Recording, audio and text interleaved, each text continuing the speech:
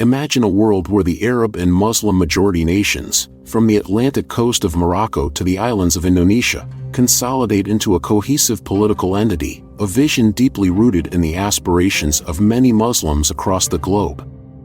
This union, encompassing over 1.9 billion people, would reverberate through the halls of global institutions. Yet, mere numbers alone would not suffice to alter the entrenched power dynamics within the United Nations, G20, or other international bodies. It is the profound political gravity of such a unified force that would have a truly transformative effect, reshaping alliances, rewriting global policies, and challenging the very hegemonies that have been sustained by the fractured state of the Muslim world for the past 2 centuries. At the heart of this transformation is the sheer number of states and populations involved. The Arab and Muslim world spans 59 countries, each with its distinct geopolitical weight. A cohesive foreign policy from such a bloc would create an imposing, unified front on the global stage. The diplomatic ripples of such coordination would be felt most strongly in bodies like the United Nations, where these nations already command significant voting power, but now it can be one unified global force. Consider the combined diplomatic influence of Saudi Arabia, the custodian of Islam's holiest sites, Iran, the fulcrum of Shia geopolitical influence, Turkey, a nation straddling east and west with strategic acumen, and Egypt, historically the gateway between civilizations. This quartet alone, representing distinct regional and sectarian powers, would possess the ability to steer global discourse on critical issues, from human rights and global governance to climate change and international trade. Moreover, every one of the remaining states is equally important and strategic. By consolidating their collective diplomatic efforts, they would not only amplify their voice but also drive global policies that reflect their shared values and strategic interests. Take, for example, the Israeli-Palestinian conflict.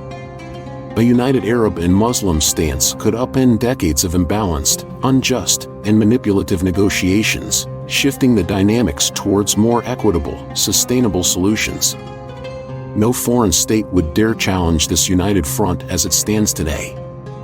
Similarly, on issues such as Islamophobia, religious freedom, and the treatment of Muslim minorities worldwide, this bloc would possess the political and moral authority to demand serious international responses, affecting not just legislation but also shaping the global narrative surrounding these deeply rooted issues. Such a bloc would have the power to protect its people living abroad from unjust persecution. Beyond diplomacy, the Arab and Muslim states hold unparalleled geopolitical leverage, controlling some of the planet's most critical trade arteries, as discussed in a previous video of this series.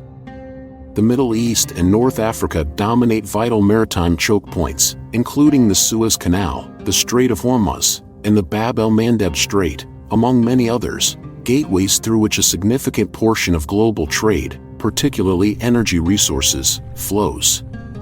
In a scenario where these passages are governed by a unified political entity, the bloc would wield unprecedented influence, transforming these choke points into instruments of global negotiation.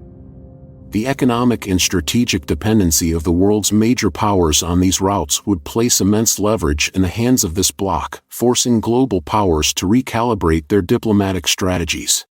Looking eastward, nations like Pakistan, situated at the crossroads of China and India, and Indonesia, controlling vital shipping lanes in Southeast Asia, further enhanced this geopolitical influence. The control of such routes would grant the bloc unparalleled bargaining power, turning regional influence into a cornerstone of global politics. Moreover, historically contested regions like Afghanistan and Central Asia, once battlegrounds for empires, would gain renewed significance. No longer merely pawns in the game of great powers, these regions would evolve into diplomatic epicenters where global powers vie for influence, against the backdrop of a united Muslim bloc capable of asserting its own terms. Hard power alone is not enough to secure global influence. The realm of soft power, rooted in culture, religion, and ideology, is equally critical. United under a singular political framework, the Arab and Muslim worlds would possess a formidable arsenal of soft power, drawing on the immense cultural, religious, and historical legacies of their peoples. Islam, adhered to by nearly a quarter of the world's population, serves as a potent unifying force that transcends borders, fostering a shared identity and a collective worldview that could profoundly shape global values and norms. Consider the cultural significance of Egypt, with its ancient heritage and intellectual legacy, or the religious authority of Saudi Arabia, home to Mecca and Medina, the spiritual heartlands of Islam. These nations, alongside others like Palestine, the land of tens of prophets, could spearhead global cultural diplomacy, engaging with other civilizations while challenging long-standing stereotypes and misconceptions about the Muslim world. Through the dissemination of shared cultural narratives, they could cultivate mutual understanding and cooperation on a global scale. Moreover, the influence of this bloc would extend into education, media, and technological innovation, where every single disunited state would be openly sharing insights to create a melting pot of scientific and technological inquiry. A unified Arab and Muslim world could establish globally respected educational institutions and media platforms, providing alternatives to the predominantly failing Western-centric narratives that currently dominate these spheres. Countries like Turkey and Malaysia, along with the Levant, with their advanced educational systems and capable teachers, could take the lead in creating centers of learning and research that attract scholars and students from around the world. These initiatives would not only bolster the bloc's intellectual capital but also expand its soft power footprint, allowing it to shape global discourse through knowledge and innovation. The formation of such a bloc would inevitably reshape its relationships with global powers, challenging the post-colonial and Cold War dynamics that have long dictated alliances. This new entity would be well positioned to redefine its alliances, choosing partners based on mutual respect, shared interests, and strategic foresight rather than historical dependencies. In this reimagined geopolitical landscape, the bloc could strengthen ties with emerging powers like China and India, creating a formidable counterweight to Western influence. Already, countries like Pakistan and Iran maintain robust strategic and economic relations with China, exemplified by initiatives such as the China-Pakistan Economic Corridor (CPEC). A united Arab and Muslim bloc could leverage these relationships to secure advantageous trade deals, technological transfers, and infrastructural investments, ensuring a future of sustained growth and independence. The waning influence of the Western world and the fast growth of other hegemonies like China means that such relations should be fostered, especially when these relations ensure mutual progress instead of one-sided benefit. Alternatively, the bloc could opt for a non-aligned strategy, positioning itself as a neutral mediator in global conflicts. Such an approach would allow it to play a pivotal role in conflict resolution, bringing a unique perspective informed by its diverse cultural, religious, and historical experiences.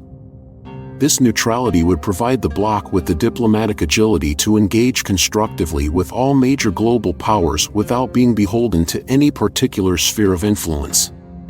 This approach is better than ostracizing one side and leaning into another. The success of this political unity, however, would not come without challenges.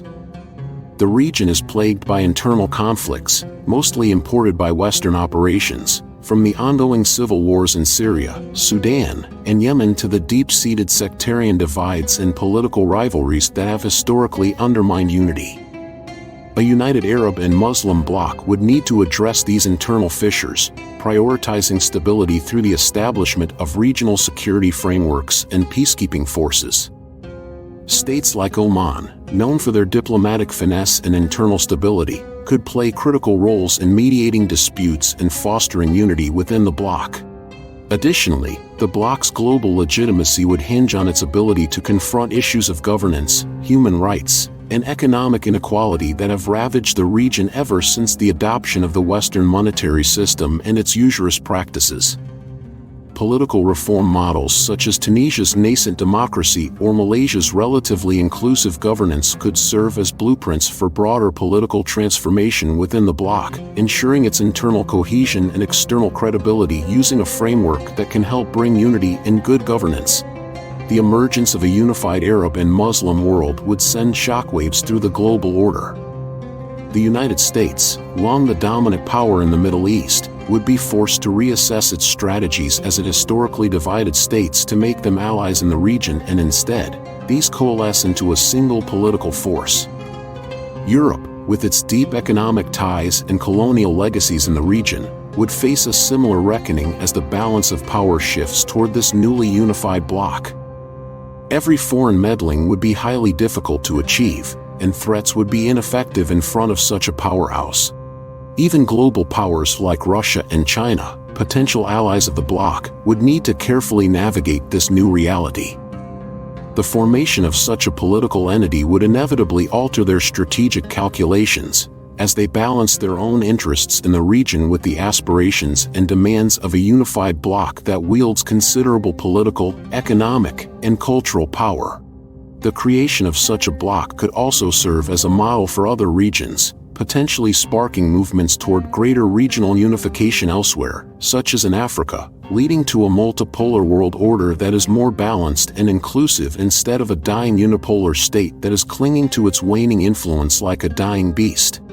The political influence of a united Arab and Muslim world would be transformative, not only for the region but for the global order as a whole, bringing in a dawn of a new global epoch.